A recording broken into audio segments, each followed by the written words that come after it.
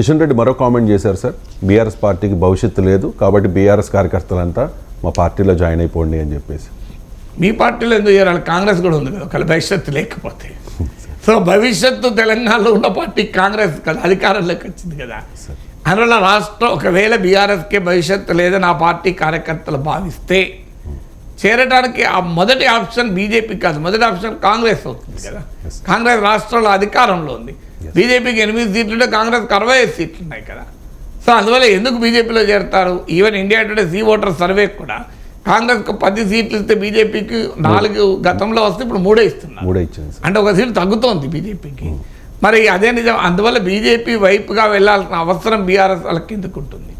అది కూడా బీఆర్ఎస్ నాయకులంతా పొలోమని రేపు పొద్దున ఒక మార్చ్ ఫాస్ట్ చేసి వేరే పార్టీకి వెళ్ళడానికి ఏమైనా సిద్ధపడి ఉన్నారా? సో అందువల్ల అంత ఆలోచించి బీఆర్ఎస్ వాళ్ళు అంతా ఖాళీ చేస్తారు రెడీగా ఉంటే అప్పుడు ఎక్కడికి పోవాలని చర్చ. ఒకవేళ వెళ్ళాలనుకున్నా కూడా కాంగ్రెస్ ఆప్షన్ ఉంది. కొంతమంది బీజేపీకి వెళ్తే వెళ్ళొచ్చు. సో గతంలో బీజేపీ అనుభవం ఏంది? వచ్చిన వాళ్ళంతా వెళ్ళిపోయారు. సో వివేక్ వెంకటస్వామి, రాజగోపాల్ రెడ్డి, మీకు విజయశాంతి, చాలా పెద్ద లిస్ట్ కదా అది వచ్చిన వాళ్ళు. మిగిలింది ఒక ఈటల రాజేందర్ మిగిలాడు, మరి శ్రద్ధర్ రెడ్డి, కొండా విశ్వేశ్వరరెడ్డి మిగిలాడు. వీళ్ళు కూడా ఎప్పుడు ఉంటారో ఎప్పుడు పోతారో తెలియని పరిస్థితి. ఇక అందువల్ల బీజేపీకి చేరికల కమిటీ పెట్టినా ఎవరు చేరలేదు కదా అసెంబ్లీ ఎన్నికల సమయాలు. అయినా కొంతమంది చేరే అవకాశం ఉంది. ఎందుకంటే కేంద్రంలో అధికారంలోకి వస్తే బీజేపీతో ఉంటే ఏమైనా ప్రయోజనం ఉంటుందని చేరవచ్చు. కానీ బీఆర్ఎస్ ఏదో ఖాళీ అవుతున్నట్లు, వాళ్ళంతా పోయి బీజేపీలో చేరుతున్నట్లు, బీజేపీకి సొంత బలం పెంచుకోవడం ఆలోచన మానేసి ఇంపోర్టెడ్ లీడర్లపైనే ఆశ పెట్టుకున్నంత కాలం ఇలాగే గందరగోళం క్యావటిక్గా బీజేపీ ఉంటుంది. Right sir. దుబ్బాక మాజీ ఎమ్మెల్యే రఘునందన్ రావు ఒక డిమాండ్ చేస్తూ ఉన్నారు సార్, కడియం శ్రీహరిని బీఆర్ఎస్ పక్ష నేతగా ఎన్నుకోవాలని చెప్పి. వాస్తవానికి బీజేపీ నేత ఎవరో ఇంకా వాళ్ళకి క్లారిటీ లేదు. విచిత్రమైన డిమాండ్. సొంత పార్టీకి శాసనసభ పక్ష నేతను ఎన్నుకోలేని పరిస్థితిలో బీజేపీ ఉంటే పక్క పార్టీలో ఎవరికి ఎవరు ఎన్నుకోవాలో సలహాలు ఇస్తున్నాడట. సో ఒక్క పెళ్లి సంబంధం రాక బాధపడుతున్నవాడు పక్కింటి కుర్రోనికి తొందరగా పెళ్లి చేసుకొని సలహా ఇచ్చినట్టున్నాడట. సో మొదలు బీజేపీ ఎల్పీ నేతలు ఎందుకు అనుకుంటలేరు ఇప్పటికీ? మొదలు రఘునందన్ రావు తన సొంత పార్టీకి సలహా ఇవ్వాల్సిందంటే మనకు శాసనసభలో ఒక లీడర్ కావాలి, లేదంటే ఒక notification Telangana state public service కమిషన్కు అప్పచెప్తే for the recruitment of Bharatiya Janata Party legislature party leader అని కనుక ఒక రిక్రూట్మెంట్ నోటిఫికేషన్ ఇస్తే దానికి ఏమైనా ఎంట్రన్స్ ఎగ్జాము లేకుంటే దానికి ఏమన్నా 25 రాలేవులే 8 అప్లికేషన్లతో అందులో కానీ ఎన్నుకోవాలా? సో ఏ రీజన్ వల్ల బీజేపీ ఎల్పీ నేతలు ఎన్నుకోలేకపోతున్నారు? అది ఆన్సర్ చెప్పాల్సింది. పోయి బీఆర్ఎస్లో ఎవరిని ఎన్నుకోవాలి? బీఆర్ఎస్లో నాయకుడు ఎవరో నిర్ణయించాల్సింది బీఆర్ఎస్ పార్టీ కానీ బీజేపీ కాదు కదా.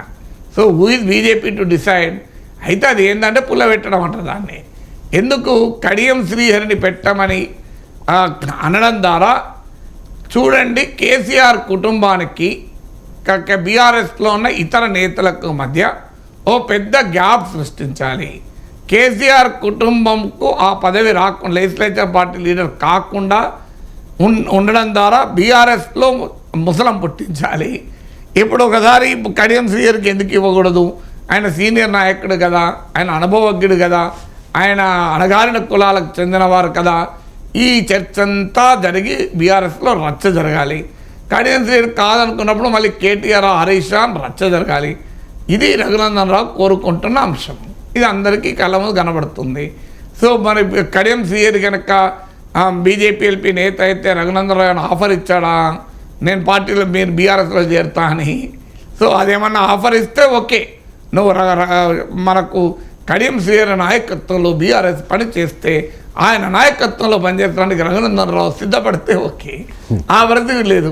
అయినా ఇప్పుడు కేసీఆర్ శాసనసభాపక్ష నేతగా ఉండగా ఆయన ఎమ్మెల్యేగా ప్రమాణ స్వీకారం చేసి అసెంబ్లీలో అడుగుపెట్టుతున్న సమయంలో ఇంకెవరినో నాయకుని చేయాల్సిన అవసరం బీఆర్ఎస్కి ఉంటుంది. డెఫినెట్గా కడియం శ్రీహరి సీనియర్ నాయకుడు, అనుభవజ్ఞుడు, అనేక విషయాలు తెలిసినటువంటి అవగాహన ఉన్నటువంటి రాజకీయ నాయకుడు, అందరూ అనుమానం లేదు. నాకు వ్యక్తిగతంగా బాగా పరిచయం తెలుసు కనుక చెప్తున్నా. ఇదే వీరు వన్ ఆఫ్ ద నాలెడ్జబుల్ పొలిటీషియన్స్లో ఒకరు. తెలుగునట ఈవెన్ తెలంగాణ కాదు, ఉమ్మడి ఆంధ్రప్రదేశ్లో కూడా బాగా అనుభవం ఉండి అవగాహన ఉండి అనేక విషయాలపైన అనుభవం ఉన్నటువంటి నాయకుడు. అందులో కడియం శ్రీహరి సామర్థ్యాన్ని ఎవరు క్వశ్చన్ చేయడం లేదు. కానీ రాజకీయాల్లో సామర్థ్యం ఆధారంగా ఉండదు కదా, రాజకీయాల్లో ఉండే లెక్కలు రాజకీయాల్లో ఉంటాయి కదా. Right sir.